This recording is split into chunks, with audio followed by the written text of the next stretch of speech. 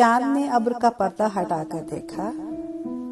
चांदनी बूढ़े समंदर के सीने पर दराज थी। ये तुम चांद को देखकर इतना मुस्तरिब क्यों हो जाते हो?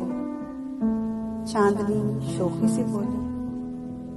तालब मतलूब को सामने पाकर मुस्तरिब हो ही जाता है।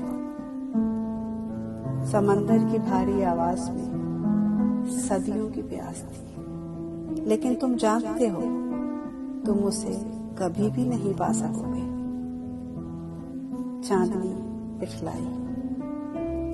चकोर जो चंद लम्हे पहले उड़ान भरकर चांद की ओर लपका था, एक जन्नाटे से नौकीली चट्टान से टकराया। लहू की बूंदें पानी में घुलने लगी। मोहब्बत में हासिल ही सब कुछ नहीं हुआ करता। आतिश हिजर में सुलगते समंदर के सीने का तलातुम बीदनी था। चांदनी ने खामोशी से अब ओढ़ लिया।